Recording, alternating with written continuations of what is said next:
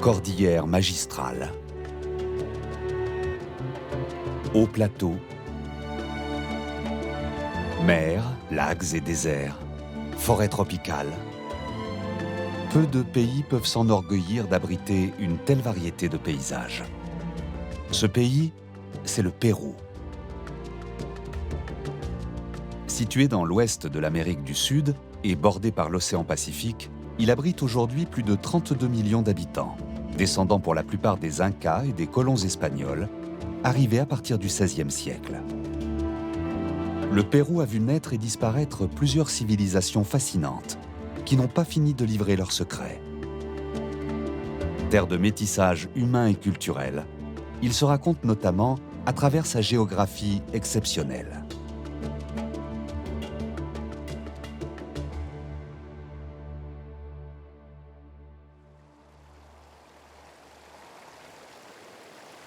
Rien ne pourrait laisser supposer la destinée de ce petit filet d'eau. Ici naît l'Apurimac. Au fil de son lit et de ses diverses rencontres, il prendra son nom final et légendaire de fleuve Amazone. Les hautes Andes péruviennes, à 5500 mètres d'altitude.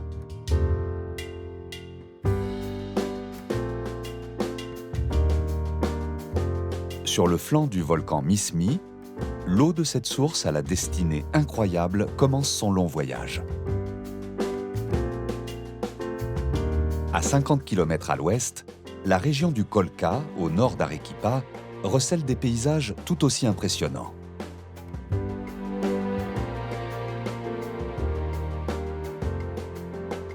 Le canyon de Colca est le second canyon le plus profond du monde, jusqu'à 3400 mètres, soit 2 fois plus grand que le Grand Canyon situé en Arizona, aux États-Unis. Il s'étire sur une centaine de kilomètres. Ses parois, particulièrement abruptes, sont constituées de roches volcaniques érodées par les rivières. Si le lieu est particulièrement hostile à l'homme, c'est en revanche le royaume incontesté de l'animal emblématique des Andes, le condor. Selon la cosmologie inca, le monde est divisé en 3 niveaux spatio-temporels. Ukupacha, le monde d'en bas, symbolisé par le serpent. Kaipacha, celui des hommes, symbolisé par le puma. Et Ananpacha, le monde d'en haut, dominé par le condor. Il assure la liaison entre l'espace terrestre et les cieux. C'est le messager des dieux et le guide des défunts vers l'au-delà. Et pour cause, le condor est l'oiseau de tous les superlatifs. Avec une envergure de plus de 3,50 m, c'est le plus grand oiseau terrestre. Il vole jusqu'à 5000 mètres d'altitude et peut vivre 50 ans. Ce grand vautour noir arbore une collerette de plumes blanches autour de son cou déplumé. Symbole national, il figure pourtant sur la liste des espèces menacées. Sa population ne cesse de décroître.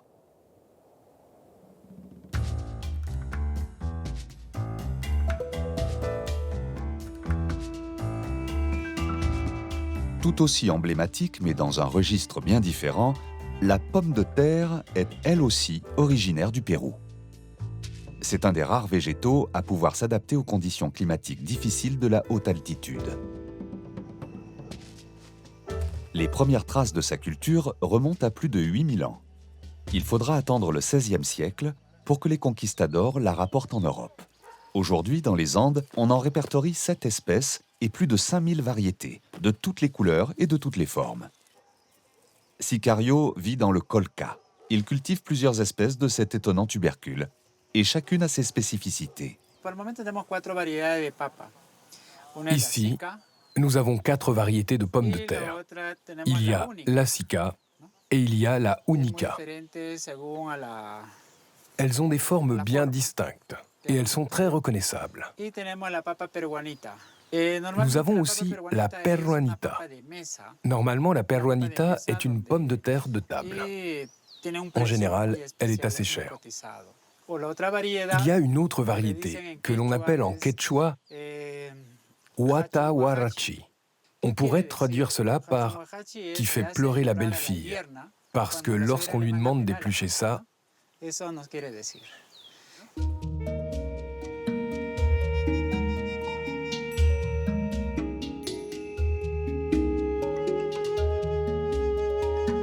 Un peu plus loin, dans le Haut-Colca, se trouve Sibayo.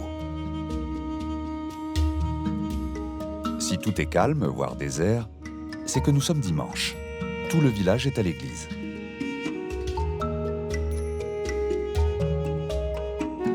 La religion catholique est arrivée avec les Européens. Certaines pratiques locales, comme les sacrifices, ont alors été violemment réprimées.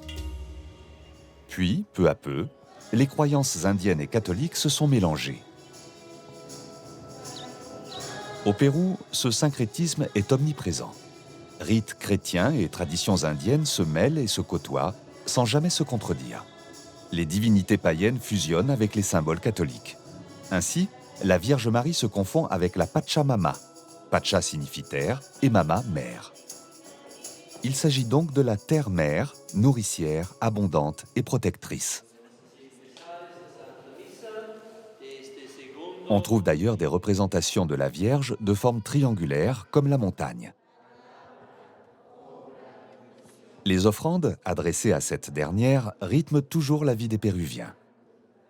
Le père Francisco, d'origine autrichienne, vit dans la région depuis 36 ans.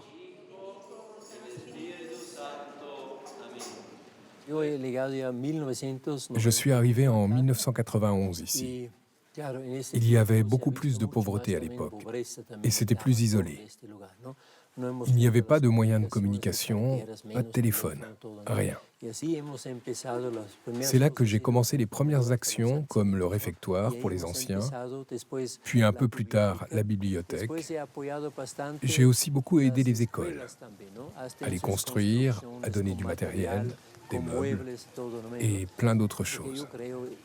Parce que je pense que le développement de l'éducation est essentiel. Depuis le début de l'évangélisation, je crois que les pères franciscains ont eu le mérite et l'intelligence de respecter la religion andine.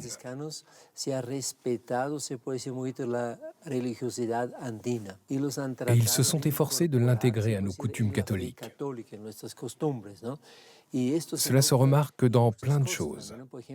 Par exemple, avec l'offrande à la Pachamama, qui est la terre-mère. Aujourd'hui encore, les gens font ces offrandes. Quand on construit une maison, on fait une offrande à la terre avant de commencer. Je pense que les franciscains ont bien compris que ce sont des rituels de respect et de gratitude, et qu'il faut remercier, parce qu'on nous a donné tout ça. Ce sont des cadeaux. On est en train de détruire l'environnement. Et les anciens peuvent nous enseigner ce qu'est le respect, parce qu'ils n'ont jamais fait des choses pareilles.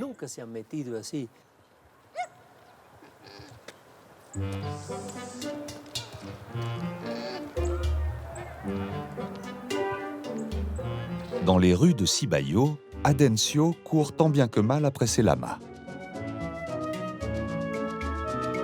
Il y a encore quelques années, Adencio traversait tout le Colca avec ses lamas jusqu'à la côte où il récoltait la cochayuyo, une algue comestible.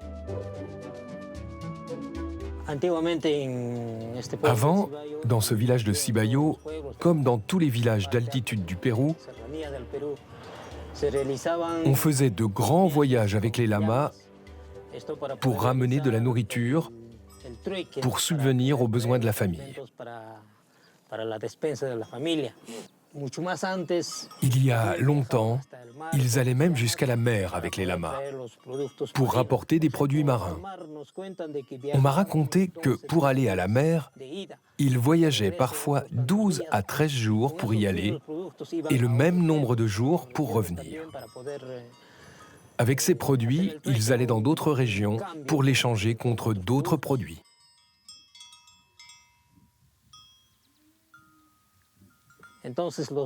Nous avons décidé de ne plus utiliser les lamas, parce qu'il y a beaucoup de voitures sur les routes. On ne peut même plus marcher. Par conséquent, on n'utilise plus les lamas comme animal de bas.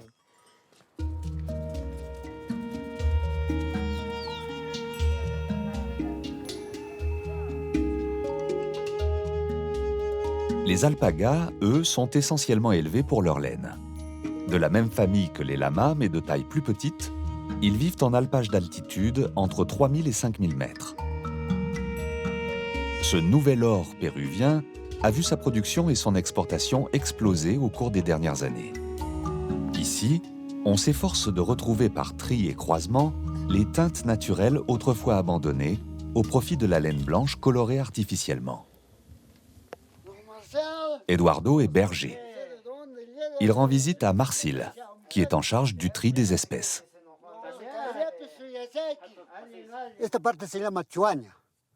Cet endroit s'appelle Choaña. Ici, on crée une production d'alpagas. En ce moment, on en a plus ou moins 160.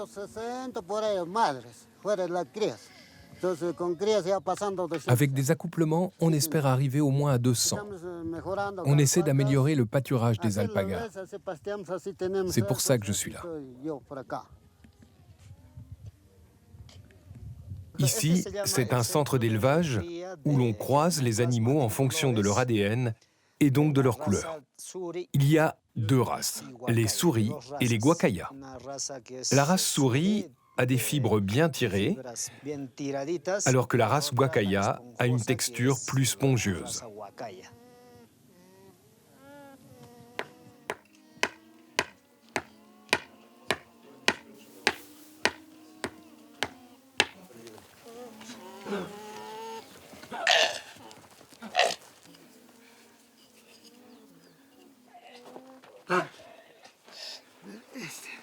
La tonte des bêtes est réalisée de manière traditionnelle, à la main. Une opération extrêmement lente, où tout est fait pour ne pas effrayer l'animal.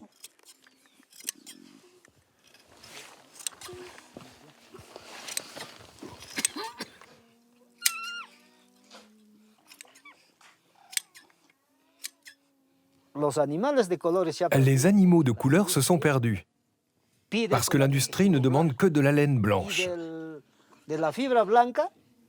À cette laine blanche, ils ajoutent des colorants, ce qui permet d'obtenir une multitude de couleurs très rapidement. Mais le problème, c'est qu'avec le temps, on perd ces couleurs naturelles. Aujourd'hui, les gens cherchent à retrouver les couleurs de laine naturelles. Et c'est ce que l'on fait actuellement ici. C'est réinitier cette production.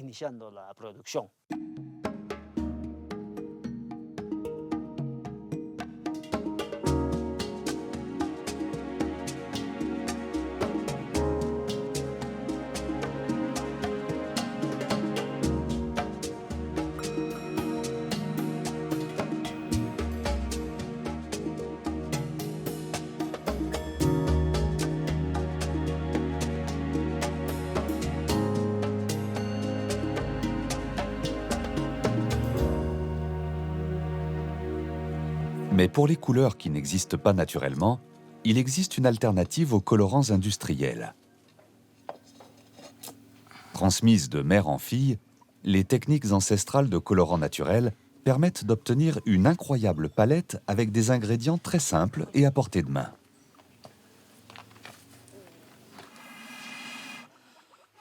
Delmi nous fait découvrir son petit laboratoire de couleurs. Une fois la laine filée, on commence à teindre avec ces différentes plantes. Nous avons des ingrédients pour chaque couleur. Le jaune, par exemple, c'est un arbuste qui mesure à peu près 4-5 mètres. À cette époque de l'année, on ramasse les fleurs et on les met dans l'eau avec la laine. Et on obtient du jaune. Le bleu, on le fait avec de l'urine, que l'on laisse fermenter pendant 1 mois. Pour le rouge, la base, c'est la cochenille. La cochenille est un petit insecte parasite que l'on trouve notamment sur les cactus. Elle contient naturellement de l'acide carminique, qui a donné son nom au rouge carmin. En le combinant avec d'autres ingrédients et fixateurs comme la pierre d'Alain, le sel ou le citron, on obtient toutes sortes de nuances. Color naranja. El lápiz labial.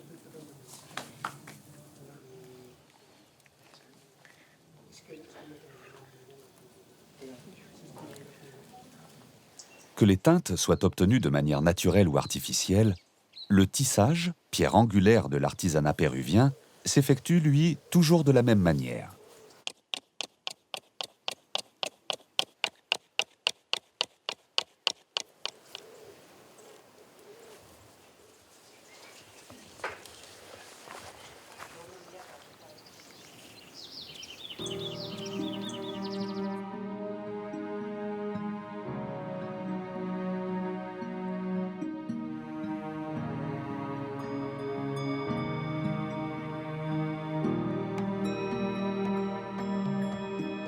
La vigogne est une autre espèce de la famille des camélidés.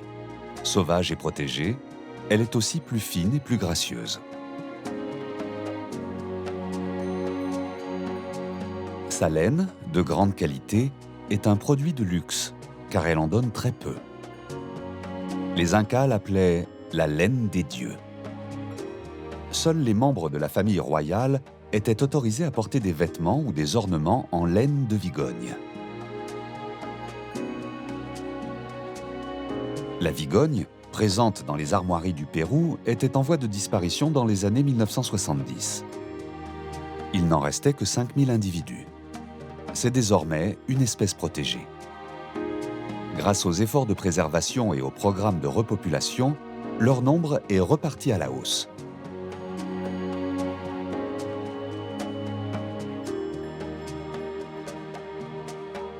La laine de vigogne, comme celle des alpagas, se retrouve dans les boutiques de luxe des grandes villes, comme ici à Arequipa, capitale de la région du même nom.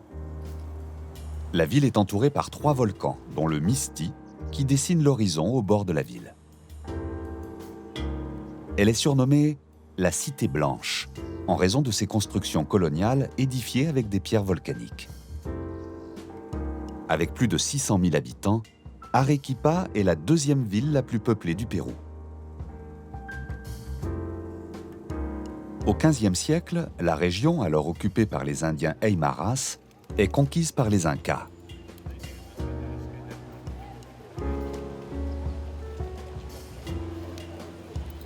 La ville moderne est fondée après l'arrivée des conquistadors. Arequipa est réputée pour son architecture coloniale magistrale. Elle abrite notamment le plus grand couvent du monde, le couvent Santa Catalina.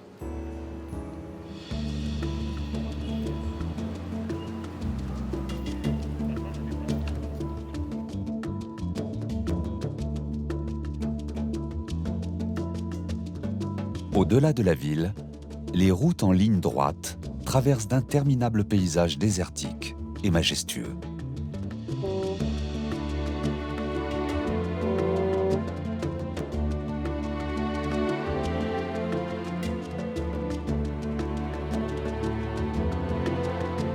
Cap à l'est, pour rejoindre les rives de l'impressionnant lac Titicaca.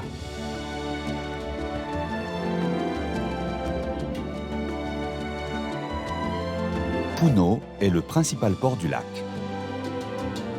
Pendant plus d'un millénaire, le peuple Aymara habitait la région avant l'invasion des Incas. Aujourd'hui, leur langue est encore parlée dans la région et quelques-unes de leurs traditions ont traversé les siècles. Nous sommes le 3 mai, c'est la fête des croix. Elle donne lieu à des processions partout au Pérou. Mais ici, à Puno, elle se confond avec la fête des Alacitas. Cette tradition aymara trouve son origine à La Paz, la capitale bolivienne. Elle s'est étendue non seulement à toute la Bolivie, mais aussi aux régions limitrophes, comme ici, de l'autre côté du lac Titicaca. La fête des Alacitas tire son origine de la légende de l'Equeco, qui en est le personnage central. Cette figure traditionnelle andine s'apparente au dieu de l'abondance. Ce petit homme dodu et moustachu arbore un air jovial et bienveillant. Il est chargé d'argent et de nourriture, avec parfois une cigarette à la bouche, et porte toujours un bonnet andin sur la tête.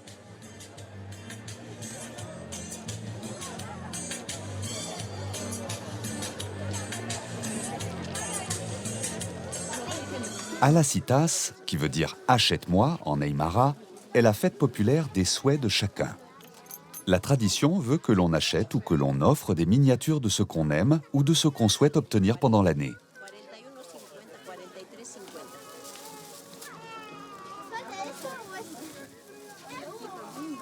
On accumule ainsi une multitude de petites répliques de billets de banque pour que l'argent ne manque jamais. Il y a aussi de toutes petites boîtes de conserve, des sacs de farine, de sucre, de riz ou toutes sortes d'aliments, des diplômes universitaires, des figurines de bébés, des maisons, des voitures. Bref, une infinité de miniatures plus amusantes les unes que les autres. Une fois achetées, il faut aller à l'église les faire bénir.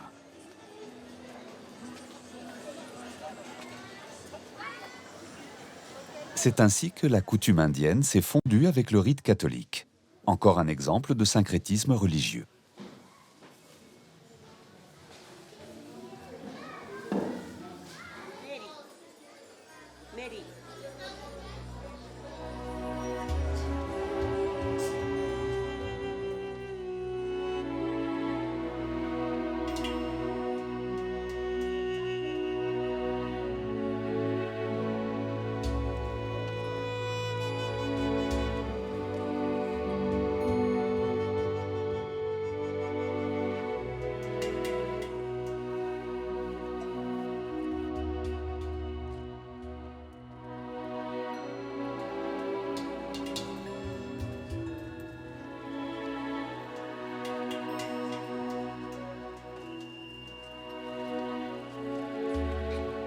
Juste derrière l'église, des chamans réalisent un rituel de bénédiction des miniatures en langue aymara. Les fidèles achètent des bouteilles de bière que le chaman fait mousser pendant le rituel.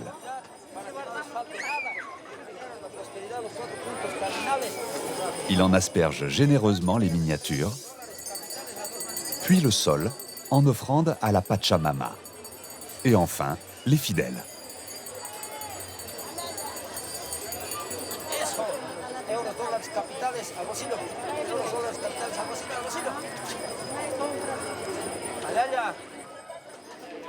Les chamans partagent avec eux le reste de la bouteille et attendent les suivants.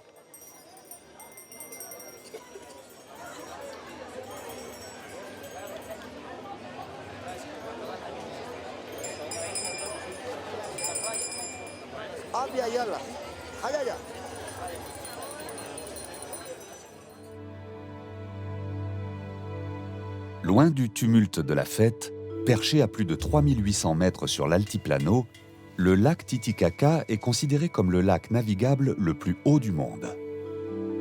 Long de 190 km sur 80 km de large, il est aussi grand que la Corse. Traversé par la frontière qui sépare le Pérou de la Bolivie, il abrite une quarantaine d'îles. Amantani est la plus peuplée. On y dénombre environ 3600 habitants sur un peu moins de 10 km². L'île, que l'on appelle aussi l'île du Cantuta, du nom de la fleur emblématique du Pérou, est dominée par deux monts qui arborent quelques ruines incas à leur sommet. Très vallonné, on ne peut y cultiver blé, quinoa, pommes de terre et autres légumes qu'en terrasse et à la main.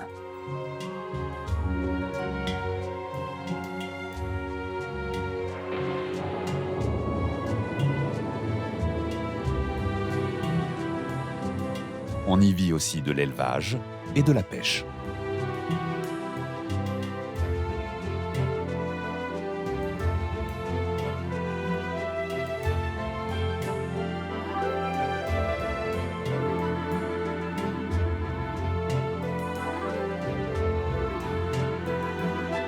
Sur le lac Titicaca, on trouve également les très touristiques îles Uros. Elles tiennent leur nom du peuple Uros, qui s'est éteint dans les années 1950. Pendant la belle saison, ces petites îles sont habitées par des Indiens Aymaras de Puno. Ils y perpétuent les traditions de ce peuple disparu, à des fins touristiques. Complètement artificielles, ces îles ont été créées par les Uros au XIIIe siècle pour échapper aux Incas. Elles sont faites de totora, une sorte de roseau. Amarrée à des poteaux plantés au fond du lac, la partie immergée est constituée de 2 mètres de racines enchevêtrées qui ressemblent à de la terre. Un radeau est ainsi constitué. Il faut refaire la couverture de totora plusieurs fois par an, ce qui ne pose pas de problème car la plante pousse abondamment dans le lac.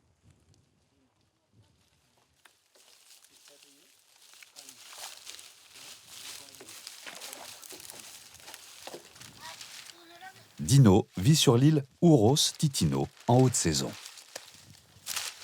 Il connaît tous les secrets de la totora. La totora est très importante pour nous.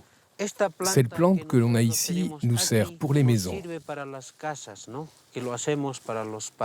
pour les murs, pour les toits et aussi pour l'île. Elle nous sert aussi pour nos bateaux. La totora nous sert à tout.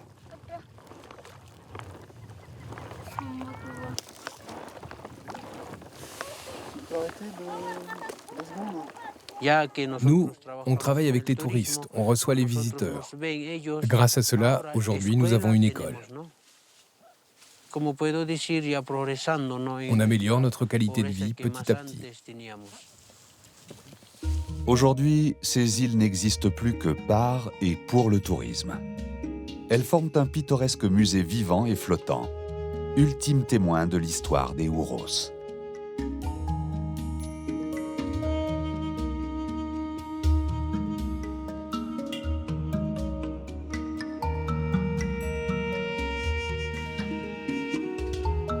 Il n'y a pas que la pomme de terre qui vienne du Pérou. Le très à la mode quinoa est également cultivé sur les hauts plateaux péruviens depuis plus de 5000 ans. Contrairement à l'idée reçue, le quinoa n'est pas une céréale. Il fait partie de la famille des Chenopodiaceae, comme la blette, la betterave ou encore l'épinard. Recouvertes d'une résine amère qui éloigne les oiseaux, les graines de quinoa n'ont pas besoin d'être traitées, ce qui fait du quinoa l'un des produits phares de l'agriculture biologique. Il aura d'ailleurs fallu attendre cette mode pour que le quinoa s'exporte largement. Isabelle et Julio le cultivent près du lac. Après la récolte, on le bat, on l'évente, on le lave.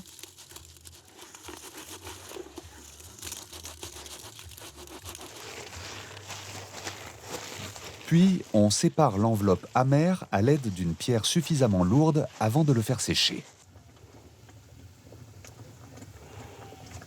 Pour le cuire, on le plonge simplement dans l'eau bouillante.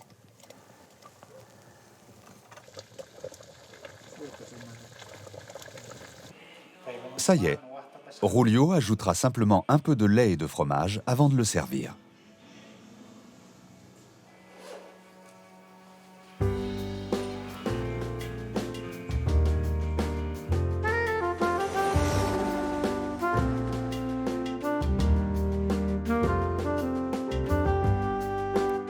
Une fois rassasié, le voyageur peut reprendre la route à travers les étendues sauvages de la cordillère des Andes.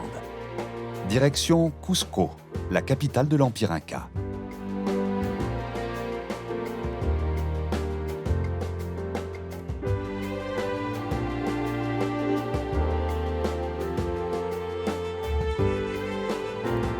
Avec ses 300 000 habitants, Cusco, inscrite au patrimoine culturel de l'humanité par l'UNESCO, est aussi appelée la Rome d'Amérique. Elle est sans conteste la capitale historique et touristique du Pérou.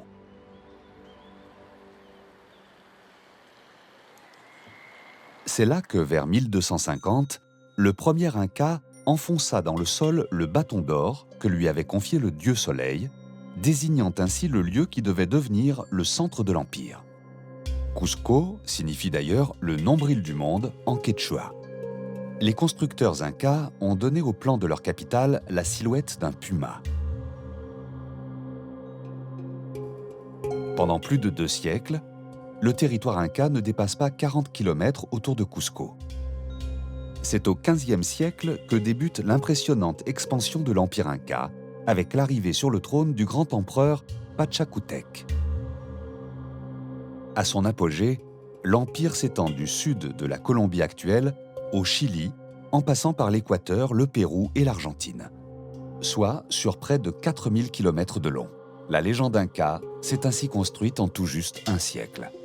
En 1527, l'empereur Huayna Capac meurt soudainement de la variole introduite par les Espagnols. Ses deux fils se disputent la succession, et c'est finalement Atahualpa qui accède au pouvoir. Les troupes espagnoles menées par Francisco Pizarro ne sont alors pas perçues comme une menace. Pourtant, elles capturent Atahualpa, l'empereur Dieu.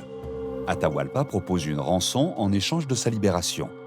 La pièce où il est enfermé doit être remplie d'or et d'argent.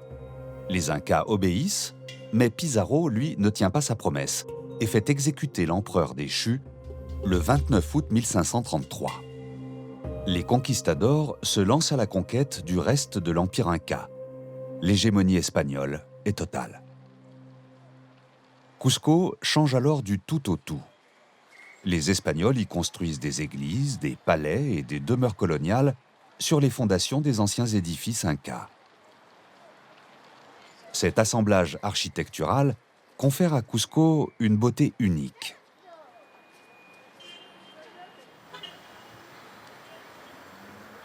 Sous les façades blanches, les balcons de bois ouvragés et les arcades de tradition espagnole subsistent les soubassements des temples et des palais incas. L'agencement parfait d'énormes blocs de granit, ajustés sans aucun mortier, témoigne du génie artistique et technique inca. La forme trapézoïdale des portes et fenêtres, ainsi que l'inclinaison des murs des temples, permettent aux édifices de résister aux séismes, très fréquents dans ces régions. En 1650, un tremblement de terre a détruit une grande partie des constructions coloniales de Cusco. Les murs incas, eux, n'ont pas bougé. La nuit tombe sur la cité. C'est l'heure de découvrir le plat national péruvien, le ceviche. Il est si représentatif du pays qu'il a même son jour national, le 28 juin. Il s'agit d'un plat à base de poisson cru, cuit dans du jus de citron. Walter, spécialiste de la cuisine ancienne, a une recette de ceviche bien à lui qu'il est fier de nous faire découvrir. À l'origine du ceviche, il n'y avait pas de citron ni d'oignon. Les citrons ont été importés du nord de l'Afrique en Espagne par les Arabes pendant leur conquête. Puis 800 ans plus tard, pendant la colonisation, ces agrumes sont arrivés du nord de l'Afrique en Amérique et ont remplacé dans le ceviche le maracuja ou le fruit de la passion.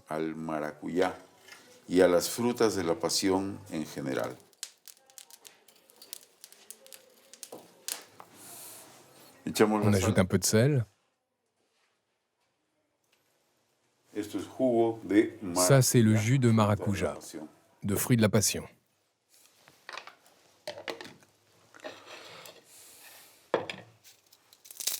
Ahora le echamos algas. 6.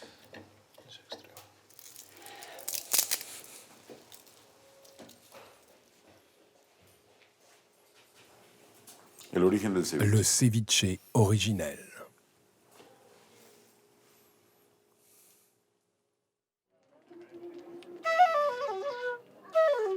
Lorsqu'on pense à la musique péruvienne, on imagine ceci.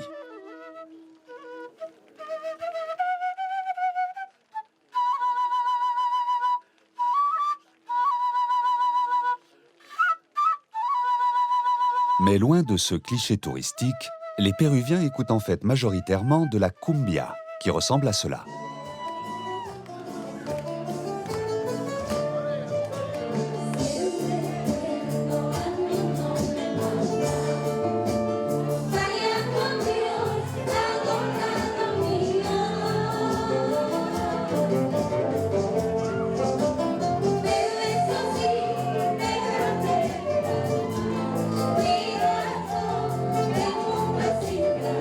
Parmi ces instruments, on trouve les traditionnels quena, les flûtes, la zampoña, la flûte de Pan et plusieurs instruments à cordes, petite guitare, mandoline et charango. Ces instruments traditionnels, Sabino Royman en connaît tous les secrets. Dans sa famille, on est luthier de père en fils depuis 3 générations, et son fils prendra bientôt la relève.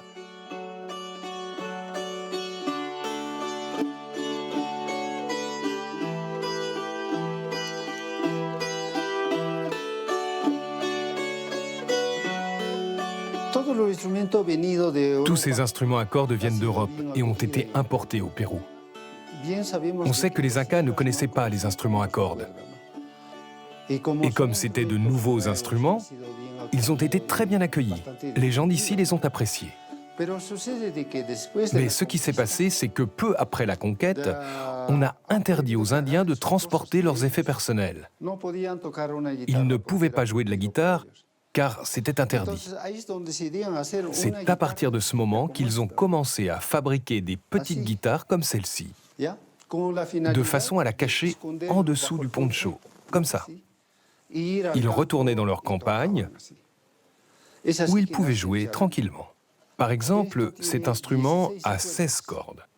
C'est totalement andin. Et on en trouve beaucoup dans la zone de Cusco.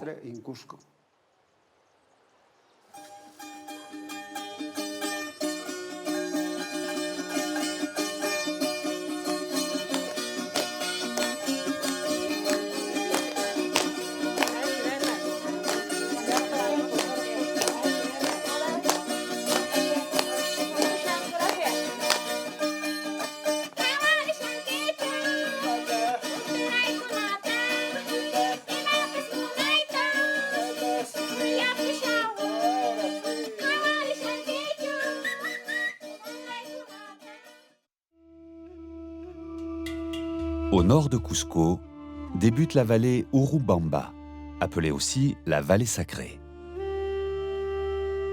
Elle constituait à l'époque inca un centre stratégique militaire, religieux et agricole. C'est une des zones les plus fertiles du pays et le berceau de nombreuses inventions. Pour résoudre les problèmes d'approvisionnement en eau et d'érosion des sols, les Indiens de la vallée ont mis au point la culture en terrasse. Elle s'est perfectionnée jusqu'à atteindre l'efficacité que l'on peut observer aujourd'hui. À Moray, dans une pampa à peine irriguée par quelques sources, on trouve un centre de recherche agricole inca particulièrement sophistiqué. Ces terrasses disposées en cercles concentriques créent une série de microclimats où l'incidence des gelées et des vents forts est moindre. La température, plus élevée au centre, diminue à chaque étage. Cela permet de simuler une vingtaine de microclimats différents avec une variation de température de 5 degrés. Les Incas arrivaient ainsi à faire pousser des variétés jusqu'alors impossibles à cultiver ici.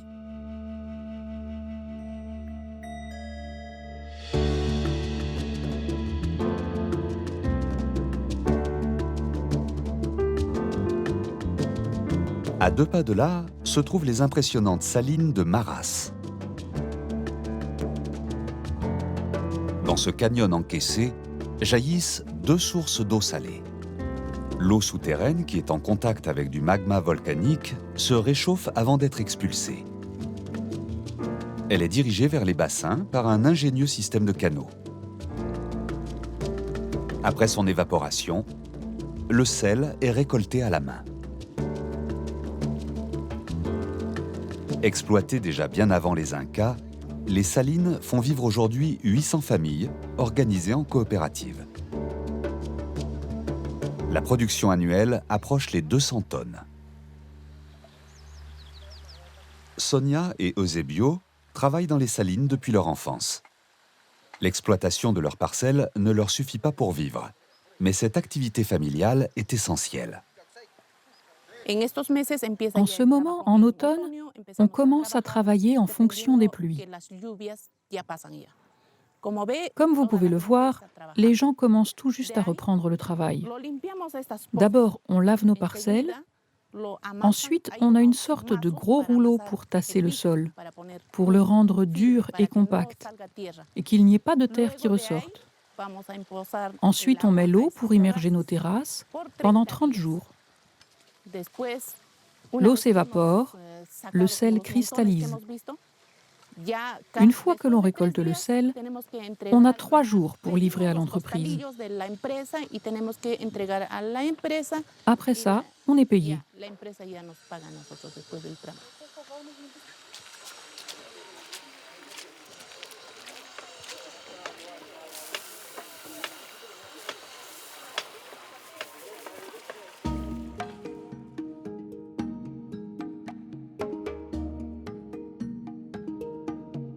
Sur les flancs des montagnes voisines sont édifiées d'importantes forteresses qui contrôlaient l'accès de la vallée. À l'époque préhispanique, le petit village d'Ollantaytambo était un point de passage important pour rejoindre le Machu Picchu. Ollantaytambo est l'un des plus importants sites archéologiques du Pérou. Sur ces 600 hectares, on trouve des constructions à usage astronomique, administratif, religieux, résidentiel et agricole.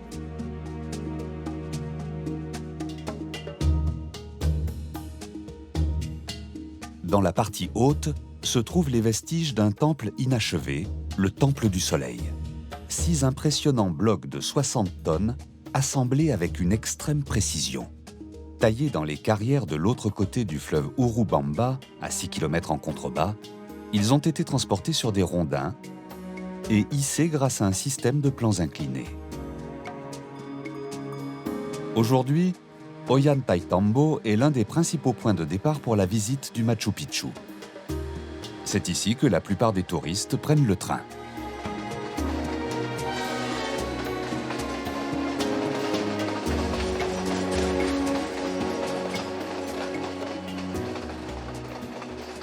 Ce dernier sillonne la montagne pendant plusieurs heures pour rejoindre la région du site à plus de 2400 mètres d'altitude. Machu Picchu. Ces 2 mots sont connus dans le monde entier. Pour beaucoup de visiteurs, ils constituent le point d'orgue de leur voyage au Pérou. Pour d'autres, c'est un endroit bondé et surexploité.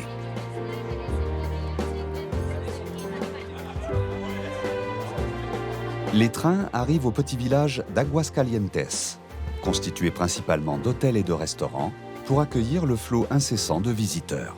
De là, on peut monter à pied ou prendre une navette qui mène à l'entrée du site. Les plus matinaux font la queue près des bus dès 4 heures du matin pour profiter de quelques instants de relative tranquillité.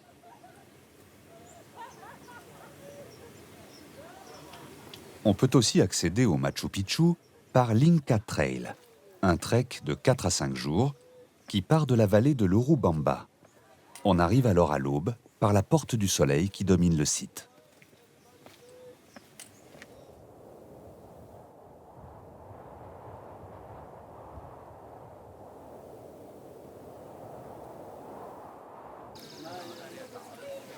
Le Machu Picchu accueille 2500 visiteurs par jour, une limite fixée par l'UNESCO. Malgré la cohue, le site est grandiose. Le site exerce un pouvoir de fascination sur tous ceux qui le visitent. Il dégage un sentiment de sacré et d'infini. Créé par les Incas à l'apogée de leur civilisation, le Machu Picchu aurait été une résidence impériale, ainsi qu'un sanctuaire religieux.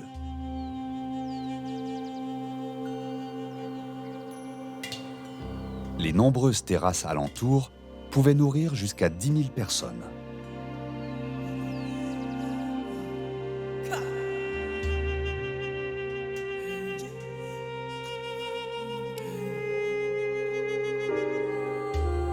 Réparti sur environ 10 hectares, il est formé par 2 montagnes.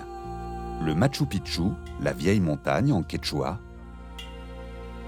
et le Huayna Picchu, la montagne jeune.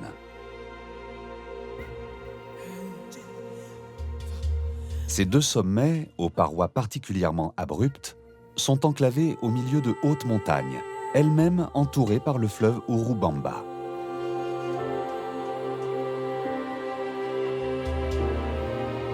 Le site a été abandonné avant la chute des Incas. Les tout derniers Incas auraient fui avec leurs trésors et traversé la cordillère de Vilcabamba en direction de l'Amazonie.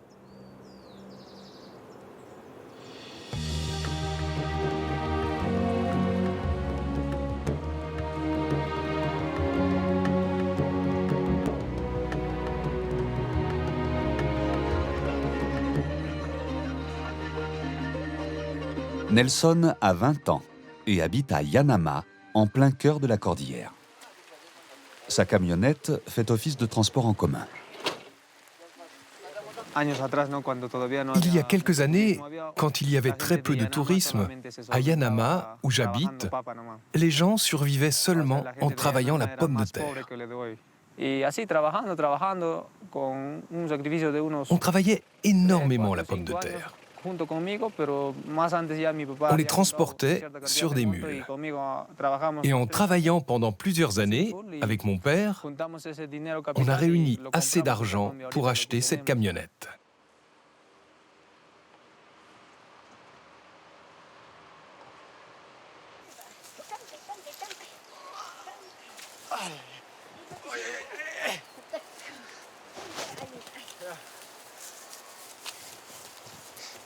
Nelson transporte toutes sortes de marchandises, y compris des animaux.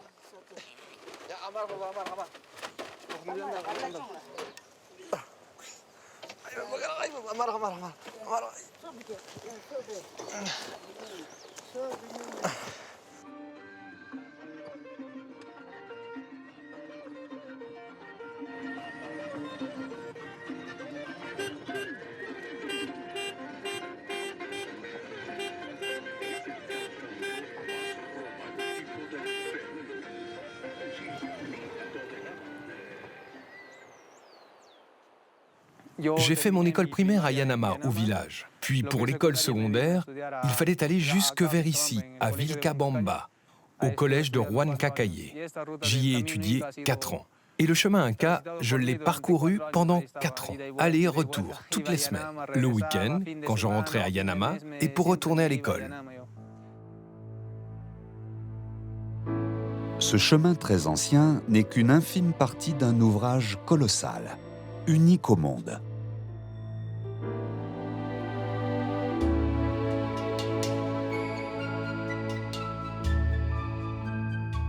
Les chemins Incas, aujourd'hui inscrits par l'UNESCO au patrimoine mondial sous le nom de Capacñan, étaient un immense réseau de routes qui traversait toute l'Amérique du Sud. Chef-d'œuvre d'ingénierie, elles convergeaient toutes vers Cusco, le nombril du monde. Certaines traversaient les Andes et des cols à plus de 5000 mètres. Les chemins reliaient les différentes régions de l'Empire, du nord au sud, et couvraient plus de 22 500 km. On les utilisait pour l'acheminement de marchandises ainsi que pour la transmission d'informations à travers l'Empire. Des coursiers se relayaient tous les 2 à 3 km afin d'assurer un transfert rapide. Les messages pouvaient ainsi parcourir jusqu'à 240 km en une seule journée. Les routes étaient pour la plupart pavées. Lorsque le chemin traversait des zones montagneuses, il devenait plus sinueux et comportait des escaliers et des ponts suspendus. Il ne reste aujourd'hui de ce travail colossal que quelques segments impressionnants et des tracés qui se perdent à l'infini dans les brumes de la cordillère.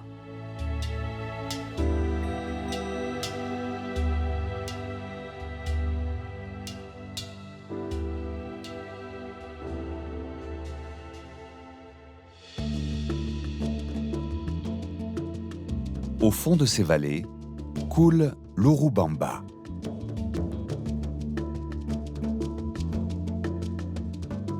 Bientôt, il croisera le fleuve Apurimac. Au début de ce voyage, il n'était qu'un petit filet d'eau. De leur union naîtra un peu plus en aval un géant, l'Amazone. Au-delà du canyon Pongo de Maniqué, un autre Pérou se dessine. Nous sommes aux portes de l'Amazonie, que l'on surnomme ici l'enfer vert.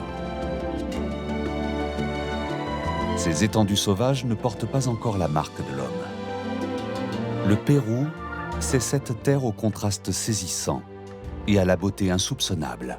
Une riche mosaïque de peuples, de religions et de cultures millénaires. Un patrimoine exceptionnel, unique au monde.